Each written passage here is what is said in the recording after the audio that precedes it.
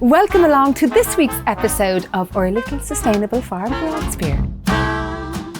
In last week's episode, we made some coffee compost from leftover coffee granules. I've loved all your feedback from that, by the way. So glad you're all doing it. I also made a delicious herby garden dip, which has seemed to have gone down a storm at your houses. We also looked at how you can create your own herb garden or box. And this week's episode, I'm going to be showing you how to clean your wooden boards sustainably by using leftover lemons and sea salt. I'm also going to show you how to make a beautiful, show-stopping summer garden tablescape in your table outdoors al fresco. But first of all, I've got a real treat for you. I'm going to show you how to make my lemon and strawberry swirl cheesecake. It is to die for and super simple to make. It's a no bake, which is always a plus. So we'll start with the base. You need digestive biscuits or anything similar like graham crackers if you're in America or Canada. And then you need some nuts. I usually either use hazelnuts or walnuts. It gives that wonderful, guess what, nutty flavour into it, and the oils as well kind of go all the way through it. It really enriches the biscuit base.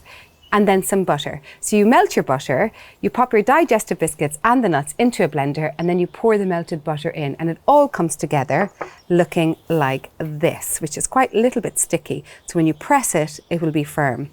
And then you get a cake spring tin, just like this, and then you line it with a bit of greaseproof on the bottom. Now in here, I'm going to put the buttery biscuit base. I love saying that. I feel like as I'm saying it, I can actually taste it. So in that goes, and then using the back of a spoon, you press the buttery biscuit base down. So you're pressing it down to make a lovely base. Make sure it's nice and even. That looks like that. Okay, so that's the first part done. It's the hardest work done.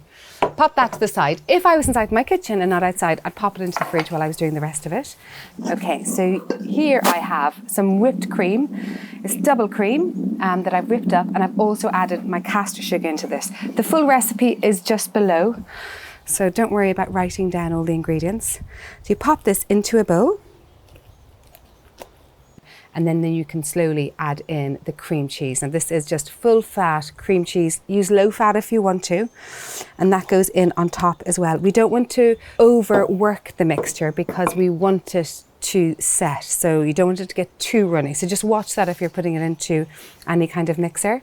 And then I'm going to add in the lemons. We have 3 lemons that we're going to add in. The zest of it and also the juice of all of them.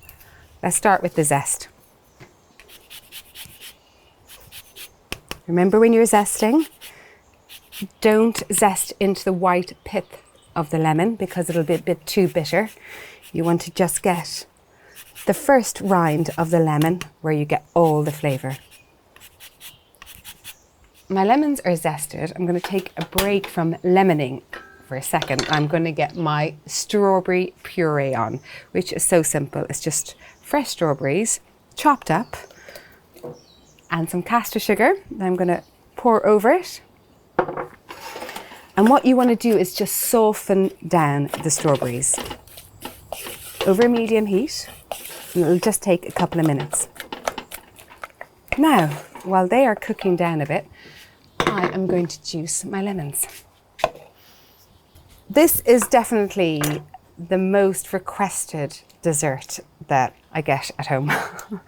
Everybody loves it, and I make it so many times, and I'll switch it out when we have loganberries, or if we have blackberries, I'll put blackberries in, and so on and so on. Now don't throw out any of these used lemons, because later on in this episode we are going to be cleaning our wooden boards with them. So the strawberry puree is done, so I'm taking it off the heat, and then I'm just going to whiz it up into a puree.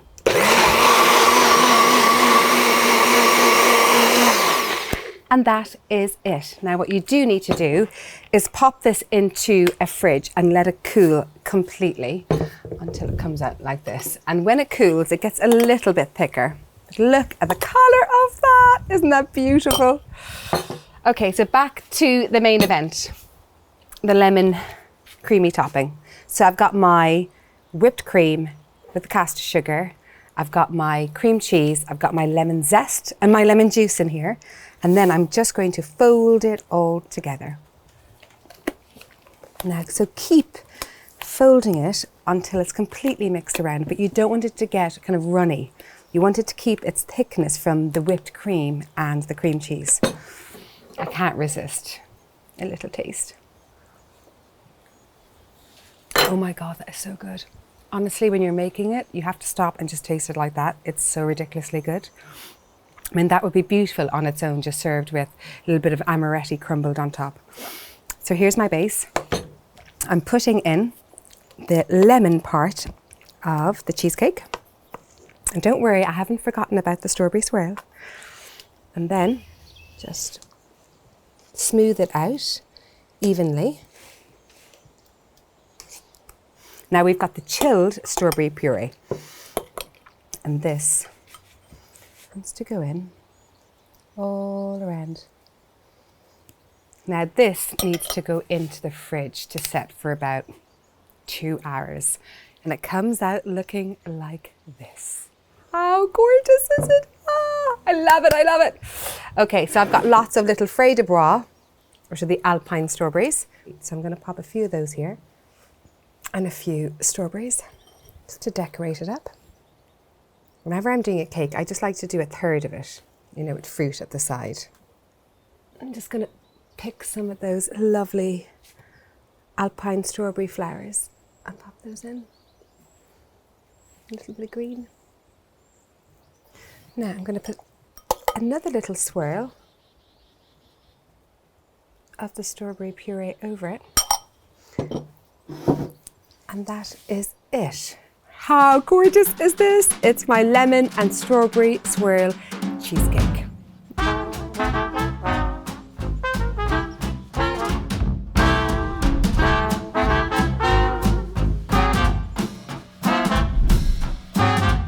I'm going to show you how you can clean your wooden chopping boards or any wooden boards that you have using leftover lemons and sea salt. It's the best and most natural way to clean your boards, and it's actually the most effective as well.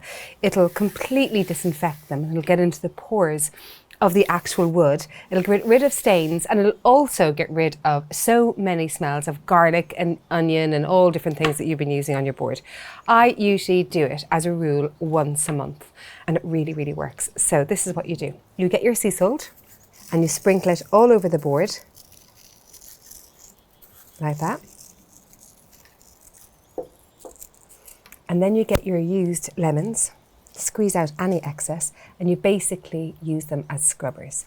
So you start from one side, and amazing when you start scrubbing like this, the amount of extra lemon juice that will come out of it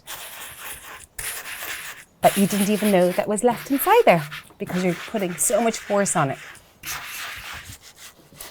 It smells so good. Lovely to be cleaning your lovely wooden boards, you know, with something so natural. You're not inhaling chemicals from like those toxic, you know, cleaning products. Make sure you scrub every single part of it.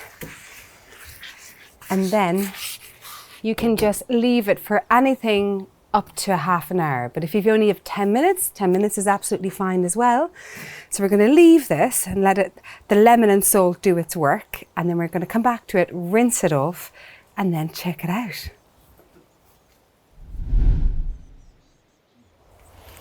So it's been 15 minutes because that's all I have time for today. But as I said, you can do it from anything from 10 to a half an hour. And now I'm going to rinse it under cold water.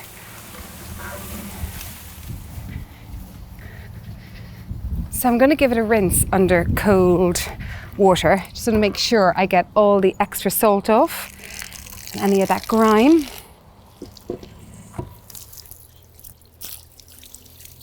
And that's all there is to it. A beautiful, clean board, smelling like a fresh lemon.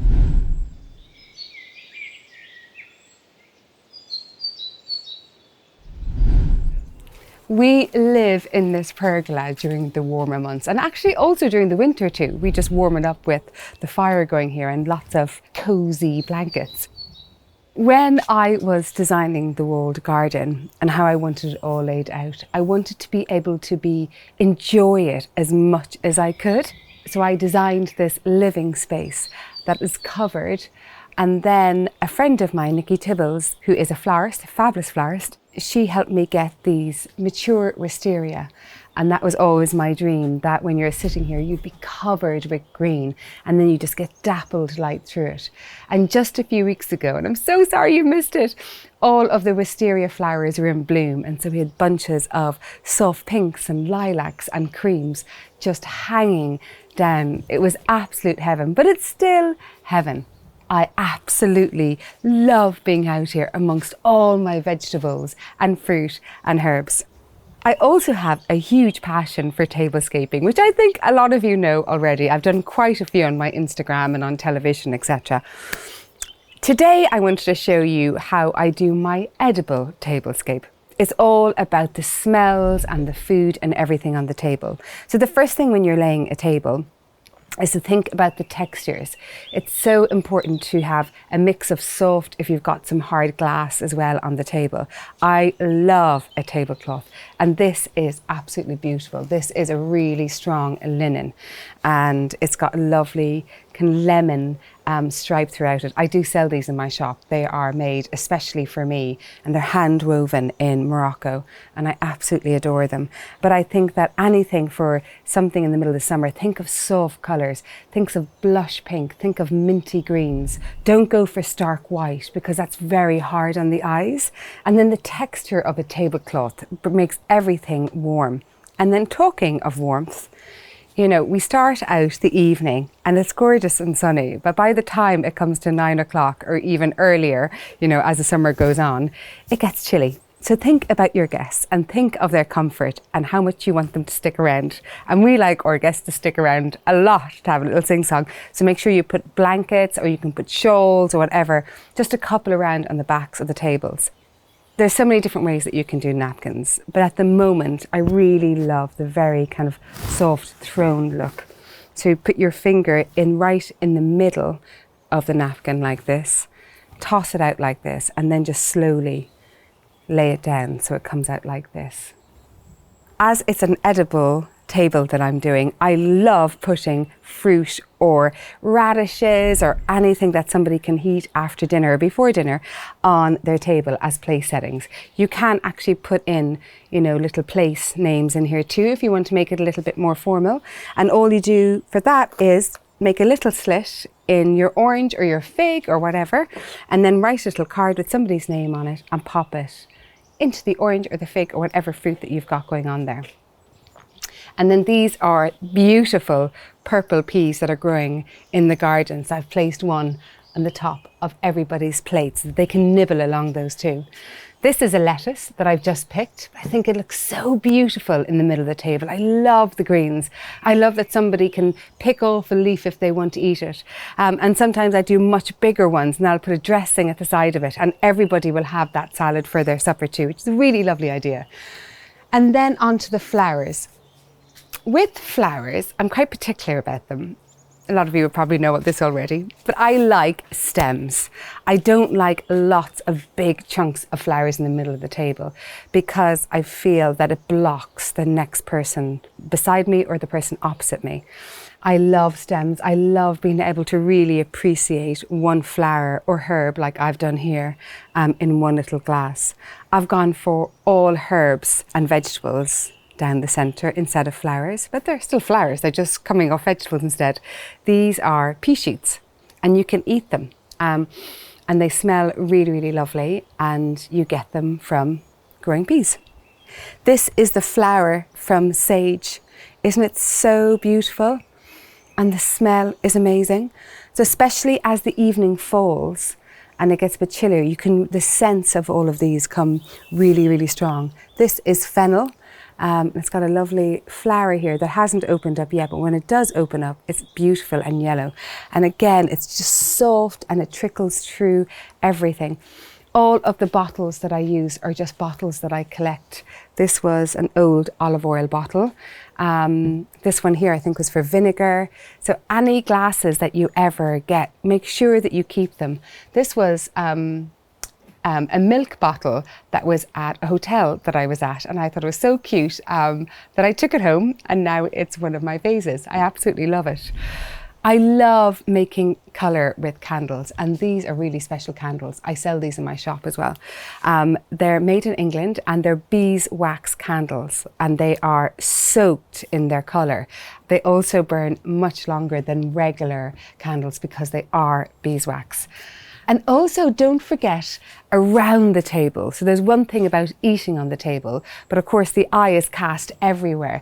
So make sure that you put like larger arrangements or bigger plants, you know, at the sides so that catches the eye really beautifully. So if you love doing big flower arrangements, that is where you do it, on your side tables that are off the dinner table, so that people can catch their eyes, but it's not stopping that lovely comfort and connection from across the room. The reason why I love doing up a table so much, and that's basically what a tablescape is actually just decorating a table, is because it creates a moment that immediately makes everybody feel happy. You know, when you sit down at a table like this, you can't help yourself but smile. And it's relaxed, but there's an effort there. There's love put into the table. And the table for me is the heart of my home. It's where I get to share stories, where I get to argue, get to laugh, get to cry, get to hug, get to really be still and have moments with my family and my friends. And so doing a table like this is really important to me. But there's so many different types of tables that I do. Up on my website, clodamckenna.com, I have a whole section on tablescapes. So if you're interested in it, you must go up and have a look. I've got ones for, you know, seaside ones. I've got harvest ones. I've got Halloween ones, Christmas ones, all different types. I think probably the next one I'm going to do is a whole wildflower meadow table. But it really is worth every single effort that you put in. Everybody will enjoy it so much, and they will remember it and they'll cherish it forever. Thanks so much for tuning into this week's episode. I hope you enjoyed that delicious cheesecake and that you make it, and also the tip on how to clean your topping boards with the lemon and sea salt. It really does work. And hopefully this has given you a little bit of inspiration to create a beautiful table at home too. Now I am off to get that lemon and strawberry swirl cheesecake and eat it here, probably on my own.